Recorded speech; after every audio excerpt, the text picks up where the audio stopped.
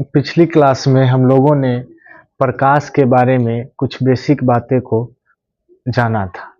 आज की क्लास में जो है हम लोग जो है इस चैप्टर का सबसे मुख्य टॉपिक है प्रकाश का परावर्तन। इसके बारे में जानेंगे और आइए देखते हैं। सबसे पहले है कि प्रकाश का परावर्तन, इससे क्वेश्चन आता है, 2 मार्क्स का क्वेश्चन पूछा जाता है ना। तो देखते हैं प्रकाश का परावर्तन किसे कहते हैं।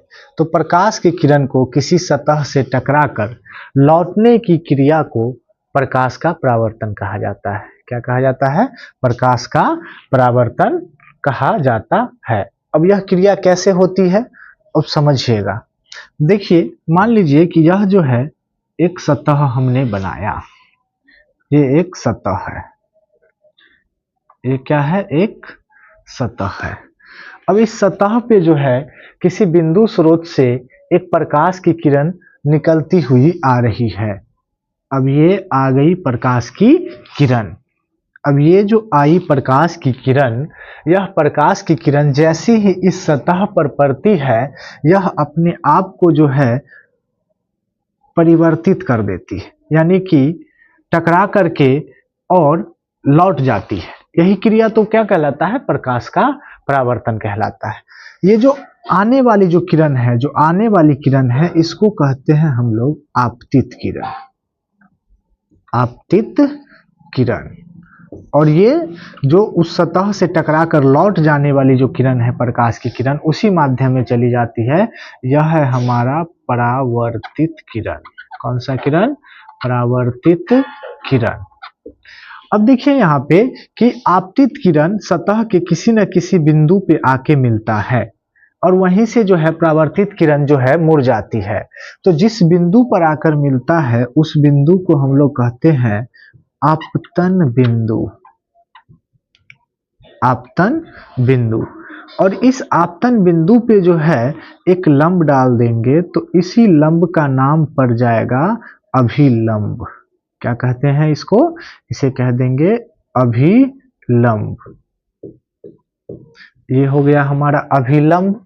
अब देखिए यहाँ पे आपको जो है दिख रहा होगा कि आपतित किरण और अभिलंब के बीच में कुछ कोण बन रहा है। इसी कोण को कहा जाता है आपतन कोण, जिसे हम लोग जो है आई से डिनोट करते हैं। और फिर वही उसी तरह से देखेंगे आप कि अभिलंब और परावर्तित किरण के बीच में कुछ कोण बन रहा है। इस कोण को हम लोग कहेंगे परावर्तन कोण। और इस कोण को जो है हम लोग जो है स्मॉल r से डिनोट करते हैं। अभिलंब को यहाँ नॉर्मल यानी n से डिनोट करेंगे, है ना। तो ये हो गई ये सारी बातें। प्रकाश का परावर्तन, तो प्रकाश की किरण को किसी सतह से टकराकर लौटने की क्रिया को प्रकाश का परावर्तन कहते हैं। प्रकाश के परावर्तन होने में मुख्यतः जो है आप देखेंगे कि इन सारी बातों का जो है यहाँ पे निष्कर्ष निकलता है। आने वाली जो किरण होगी जो सतह पे बिंदु पे पड़ेगी, आपतन बिंदु पे, उसे आपतित किरण कह देंगे। और उसी माध्यम में फिर जो लौट जाएगी किरण उसे कहेंगे परावर्तित किरण। फिर जो है इस आपतन बिंदु पर हम लोग एक लंब डालेंगे, इसे अभिलंब कहा जाएगा। और आपतित किरण और अभिलंब के बीच में जो कोण बनेगा उसे आपतन कोण कहेंगे। और परावर्तित किरण और अभिलंब के बीच में जो कोण बनेगा उसे परावर्तन कोण कहेंगे, है ना। यहां तक हो गई बात क्लियर। तो चलिए आगे हम लोग फिर देखते हैं इसके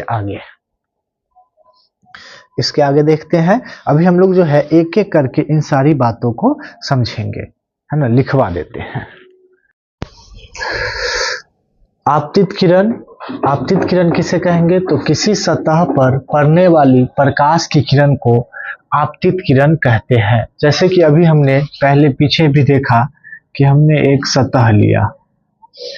अब यह सतह जो है, इस पर जो है एक प्रकाश की किरण आई। यह जो किरण आई, इसी किरण को कहा गया आपतित किरण। क्या कहा गया? आपतित किरण।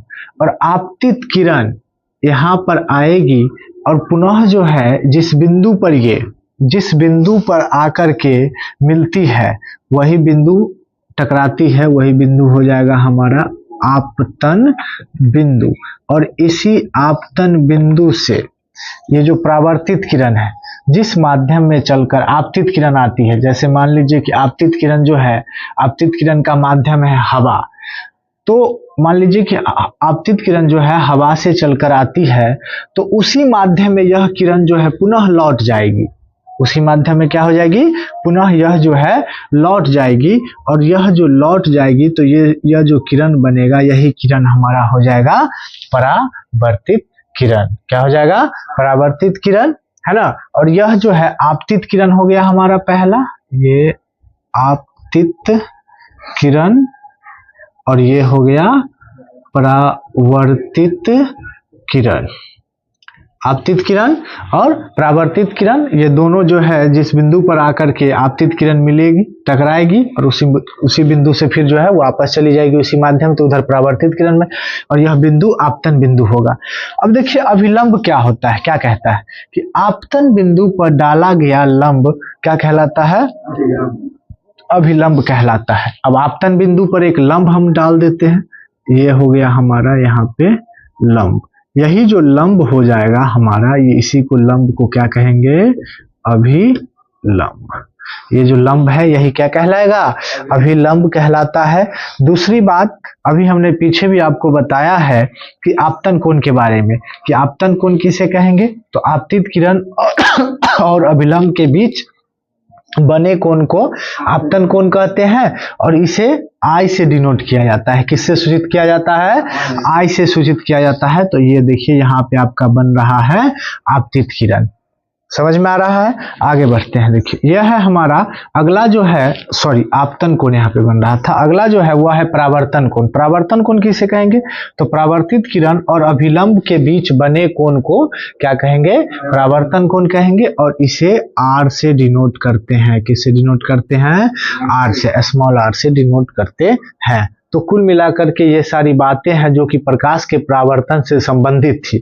जो भी मुख्य बातें थी, आपतित किरण, आपतन बिंदु, परावर्तित किरण, अभिलंब, आपतन कोण और परावर्तन कोण। कभी कभी पूछ देता है कि एक्सप्लेन करें, तो आपको ये सारा चीज दर्शाना पड़ेगा, है ना।